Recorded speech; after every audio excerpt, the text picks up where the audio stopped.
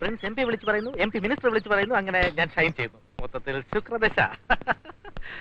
എവിടെ പ്രിൻസേ? പ്രിൻസേ, ഒരു അത്യാവശ്യ കാര്യമുണ്ട്. നാട്ടിൽ നിന്ന് എന്റെ ഒരു ഫ്രണ്ട് വന്നിട്ടുണ്ട്. അവന്റെ ഒരു കാര്യത്തിന് നിന്റെ ഹെൽപ്പ് വേണം. ഞാനും നിന്നെ കാണാൻ കാത്തിരിക്കായിരുന്നു. ആണോ? ആദ്യം എനിക്ക് എന്തെങ്കിലും കഴിക്കണം, വല്ലാതെ വിശക്കുന്നു. ചൂടായിട്ട് എന്തുണ്ട്? ചൂടായിട്ട് ഹലോ,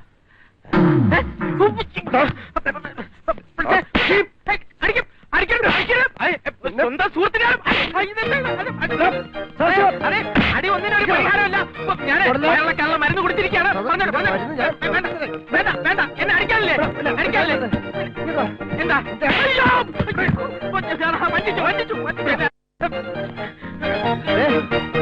എല്ലാത്തിനും കാരണം ഈ തെണ്ടി നാരയുടെ കൂട്ടുകാരന്റെ കാമുകയാണെന്ന് കരുതിയാ തട്ടിക്കൊണ്ടുവന്ന്. ഒന്നും മനഃപൂർവ്വമല്ല. ചെല്ലേ, കുട്ടി പോയി ഇവന്റെ കൂടെ താമസിക്കേ. വിളിച്ചോട്ട് പോടാ അവളെ. വിധിയുടെ ക്രൂരമായ വിളയാട്ടത്തിൽ നമുക്ക് കഴിഞ്ഞെല്ലാം മറക്കാം. ഇതെങ്ങനെ മറക്കും? ഈ ചെറ്റത്തരൊക്കെ കാണിച്ച് ഇവന്റെ ഒരു കോംപ്ലിമെന്റ്. കൊച്ചു അതേ സമയം കളാതെ ഇവന്റെ കൂടെ ഇറങ്ങിപ്പോ. നമുക്ക് പത്രത്തിൽ ഒരു തിരുത്തു കൊടുത്താലോ?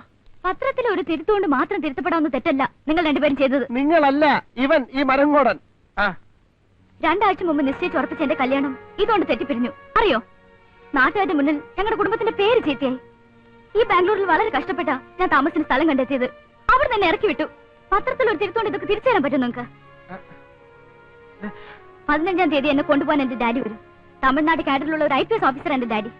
ഡിപ്പാർട്ട്മെന്റിലെ ഒരു സ്പെഷ്യൽ ട്രെയിനിങ് വേണ്ടിയാണ് ഡൽഹി പോയിരിക്കുന്നത്.